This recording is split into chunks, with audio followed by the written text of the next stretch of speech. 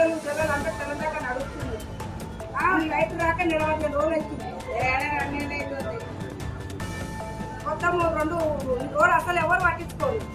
ఇంకోటి అన్నా, ఇది మొత్తం ఈ కమిషనర్ కి కంప్లైంట్స్ కానీ మనకు రెస్పాండ్ ఇస్తలేదు.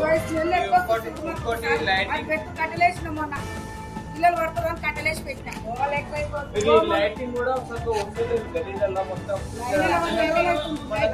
చిన్న పిల్లగాడు నడుచుకుంటూ వస్తుంటే పడ్డాడు ఈ గల్లీలో.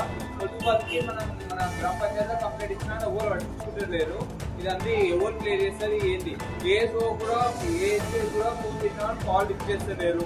ఎవరు చేయాలి? బాధ ఎవరు పడాలి? ఇదంతా నైట్ రాకుండా వస్తుంటారు, మన గన్నెలో వస్తుంటారు, పోతుంటారు, తిరుగుతుంటారు. ఇదంతా ఎవరు బాధ పడాలి? ఇది మీరే చెప్పండి. కమిషనర్ గారికి మేము ఒక లేఖ రాసినాం మీద ఆల్రెడీ కమిషనర్ అనేది పట్టించుకుంటారు.